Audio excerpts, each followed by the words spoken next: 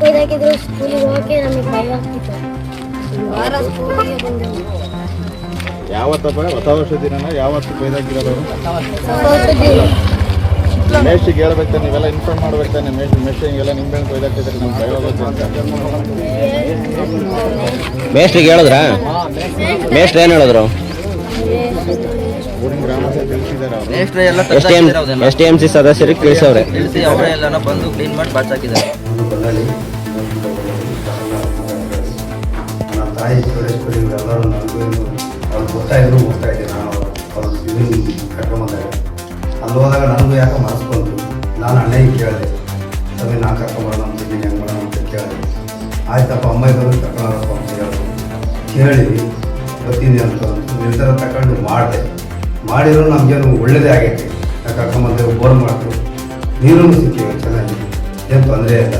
ನಾವು ನಮ್ಮ ಮನೆ ತಗ 20 ಜನ ಇದ್ದೀವಿ ಅಣ್ಣ ತಮ್ಮರು. ನಮ್ಮನ್ನೇ ನಾವೇನು ಯಾರು ನಮ್ಮನ್ನು ಹಿಂಗೆ ಮಾಡ್ಯಾರೆ ಹಂಗೆ ಮಾಡ್ಯಾರೆ ಅಂತ ಯಾರು ದೂಷಿಸಿಲ್ಲ. ಎಲ್ಲರೂ ಚೆನ್ನಾಗಿದ್ದೀವಿ, ಅನುಕೂಲವಾಗಿ ಇದಾಗಿ ಚೆನ್ನಾಗಿದ್ದೀವಿ ನಾವೆಲ್ಲರೂ. ನನ್ನ ಹೆಸರು ನರಸಿಂಹಮೂರ್ತಿ ಅಂತ, ಮೇಲ್ಕುಂಟೆ ಹೊಲದಲ್ಲಿ. ದೇವ್ರ ಕರ್ಕೊಂಡೋಗಿ 3 ತಿಂಗಳಾಯಿತು. ಸೊ ಅಲ್ಲಿಂದನೂ ಚೆನ್ನಾಗಿದ್ವಿ ನಾವೆಲ್ಲ ಮಾತಾಡ್ಕೊಂಡು. ಮನೆಗೆ ಒಂದು ವಾರದಾಗಿ ಬೋರ್ ಹಾಕ್ತೀನಿ. ಬೋರ್ ಹಾಕ್ಸಿದ್ದಾಗಿ ತಡ್ಕೊಂಬಕ್ಕಾಗೋದಕ್ಕೆ ನಮಗೆ ಕೇಳಲಿಲ್ಲ ಹೇಳಲಿಲ್ಲ ಅನ್ನೋದನ್ನು ಕುತೂಹಲಕ್ಕಾಗಿ ಈ ಥರ ಎಲ್ಲ ಮಾಡ್ತಾಯಿದ್ದಾರೆ. ಪೂಜಾರ ಪವಿತ್ರ ಏನೂ ಇದಿಲ್ಲ, ಇಲ್ಲೆಲ್ಲ ಅವ್ರು ವೈಯಕ್ತಿಕ ಮಾಡ್ಕೊತಾರೆ. ಚೆನ್ನಾಗೇ ಇದ್ವಿ ನಾವು ಇಷ್ಟು ದಿನ.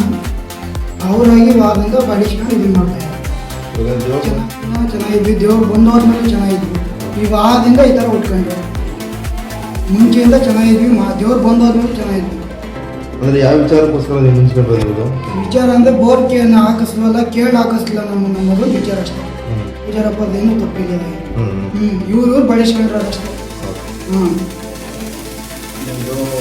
ಕರ್ಕೊಂಡು ಹೋಗಿದ್ದೀವಿ ಅಂತ ತಾಯಿ ಸೇವೆನೂ ಮಾಡಿದ್ದೀವಿ.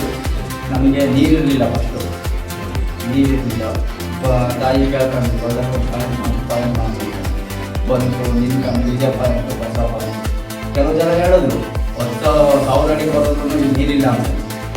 ಅಂಥ ಜಾಗ ಇವತ್ತು 500 ಅಡಿಗೆ 2 ನೀರು ಗೊತ್ತಾಯಿತು.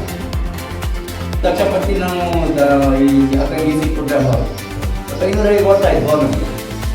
ನಮಗೆ 980 ಅಡಿ ಮೇಲಾಯಿತು. ನಮ್ಗೆ 500 ಅಡಿ ಓಡ್ತಾ ಇತ್ತು.